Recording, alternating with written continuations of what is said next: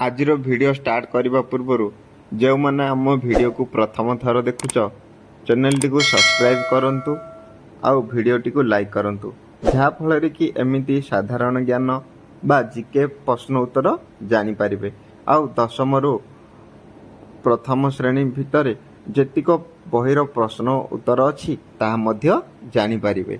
तेणुक आम channel T subscribe करूँ एवं वीडियो गुड़ी को लाइक करूँ। आज आम पढ़ा चतुर्थ श्रेणी आम परिवेशर अष्टम अध्याय पाठर नाम है आम खाद्य। रुना तुम परी बयसर झीटीए चतुर्थ श्रेणी रे पढ़े। बयस तुलन में तार ओजन और उच्चता बहुत कम। बेसी समय पाठ पढ़ा तार इच्छा हुए ना, किछि काम करने को बल पाए ना। कारण कौन कले झीर ओजन टिके बढ़िब, तार स्वास्थ्य भल रहिब। एही कथा रीनार बापा समस्त को पचारती। हठात दिने तांको सांग सरोज बाबू को सह देखाला। सरोज बाबू जड़े बड़ डाक्टर। से तांको झीर स्वास्थ्य विषय रे पचारिले। सरोज बाबू रीना को देखा घर को आसिले। रीना को पचारिले तुमे कौन कौन खाओ? रीना कहला मु भात आलू सिझा प्राय सबुदिन खाए। डॉक्टर बाबू कहले तुमे एतिकी खाइले देह हेब नाही, तुमको माछ मांस अंडा क्षीर दही डाली फल तटका पनीपरिबा आदि खाइबाकू पड़िबो। प्रचुर पानी मध्य पीब। रीना डॉक्टर बाबू को पचारिले एगुड़िक खाइले मोर कौन लाभ हेब? डॉक्टर बाबू रीना को कहले तुमे सबुदिने गोटे रकमर खाद्य खाउछ। कौन सी गोटे प्रकार खाद्य आम शरीर रे सबु आवश्यकता पूरण करे नाही। सेतुपई आमको विभिन्न प्रकार खाद्य खाइबाको पड़िथाए। गोटे प्रकार खाद्य आमको बल ओ काम करने शक्ति जोगाउथिबा बेले आउ गोटे प्रकार खाद्य आम शरीर वृद्धि साहाय्य करे। केतेक खाद्य मध्य आम शरीर में रोग प्रतिरोधक शक्ति बढ़ाई थाए। ए सबु खाद्य रे अनेक प्रकार उपादान बा खाद्य शस्यर थाए, किंतु जो खाद्य रे जो उपादानटी अधिक परिमाण रे थाए ताहार नाम अनुजाई खाद्यटी सही जातीय बोली कहि थाउ। तेणु तुमको सबु प्रकार खाद्य खाइबाकू पड़िबो। रीना डॉक्टर बाबू को हसी हसी कहले मौसा मु एबे ठारू सबु प्रकार खाद्य खाइबी। खाद्य थिबा विभिन्न उपादान खाद्य सार बा पोषक कहती।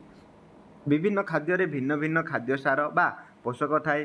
सेगुड़िक है श्वेतसार स्नेहसार पुष्टिसार जीवसार धातुसार बा धातव लवण और जल। आस विभिन्न प्रकार खाद्य सार विषय अधिक जानिबा। श्वेतसार तुमे साधारणतः प्रतिदिन क्यों सब खाद्य खाउछ ताहार एक तालिका कर। कौन खाउछ ना भात डाली रुटी एगुड़ाक तालिका करदेव। सेगुड़िक मध्यरु क्यों सब खाद्य तुमको मीठा लगी थाए? चूड़ा वा चाउल मुठाए चोबाइले ताहा पाटी को किपरि लागे? पाटी को मीठा लगुवा खाद्य रे श्वेतसार परिमाण अधिक थाए। भात रुटी आलू चूड़ा सुजी मक्का गाजर कंदमूल कदली आदि खाद्य रे अधिक परिमाण श्वेतसार थाए। एगुड़ी को श्वेतसार जातीय खाद्य कहा जाए। यही खाद्य खाइबा द्वारा आमको मुख्यतः शक्ति मिली थाए। तुमे आउ केतेबेले श्वेतसार जातीय खाद्यर तालिका कर। बेसी शारीरिक परिश्रम करुवा लोक अधिक भात और रुटी खाए कहीं? सोरिष तेल घी मटर नड़िया चित्र रे थिबा खाद्य मध्यरु केउ गुड़िक छुईले हाथ को तेलिया लगे लेख। को गुड़िक ना सोरिष तेल घी एगुड़ाक सब हाथ को तेलिया लगे। क्यों तेल बाहर तुमे देखिछ बा जानिछ तार एक तालिका कर। नड़िया सोरिष राशि चिनाबादाम आदि तेल बाहर। एगुड़ी को स्नेहसार जातीय खाद्य बा लहुणी तेल घी अंडार केशर इत्यादि रे स्नेहसार थाए। यही खाद्य आम शरीर को शक्ति जोगाए। यह शरीर को चिक्कण रखे ଓ ଶରୀରର ଚର୍ବି ବୃଦ୍ଧି କରିବାରେ ସାହାଯ୍ୟ କରେ।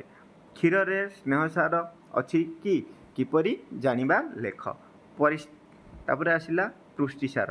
ତୁମେ କେତେକ ଡାଲି ଜାତୀୟ ଖାଦ୍ୟ ଓ ପ୍ରାଣୀମାନଙ୍କ ଠାରୁ ମିଳୁଥିବା ଖାଦ୍ୟ ତାଲିକା ତଳ ସାରଣୀରେ ଲେଖ। ଏଇଠି ତଳ ସାରଣୀରେ ଲେଖିଦେବ କେଉଁଟା କେଉଁଟା ଡାଲି ଜାତୀୟ ଖାଦ୍ୟ, ପ୍ରାଣୀମାନଙ୍କ ଠାରୁ ମିଳୁଥିବା ଖାଦ୍ୟ, ଏଗୁଡ଼ିକ ପୁଷ୍ଟିସାର ଜାତୀୟ ଖାଦ୍ୟ।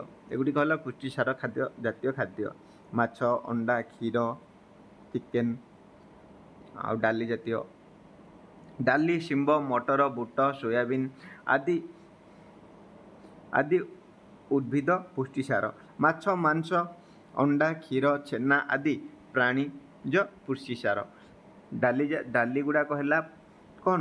ଉଦ୍ଭିଦ ପୁଷ୍ଟିସାର, ଆଉ ମାଛ ମାଂସ ହେଲା ପ୍ରାଣୀଜ ପୁଷ୍ଟିସାର।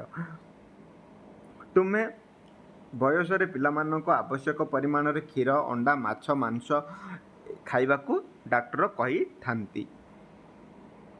ପୁଷ୍ଟିସାର ଜାତୀୟ ଖାଦ୍ୟ ଶରୀରର ଗଠନରେ ସାହାଯ୍ୟ କରେ। ସ୍ନାୟୁ, ଚର୍ମ, ବଳ ଓ ନଖ ଗଠନ କରିଥାଏ। ଶରୀରରେ କ୍ଷୟ ପୂରଣରେ ସାହାଯ୍ୟ କରେ। ଜୀବସାର ଆମେ ଖାଇବା ପ୍ରତ୍ୟେକ ଖାଦ୍ୟରେ ଅତି ଅଳ୍ପ ପରିମାଣରେ ଏକ ବିଶେଷ ଉପାଦାନ ଥାଏ।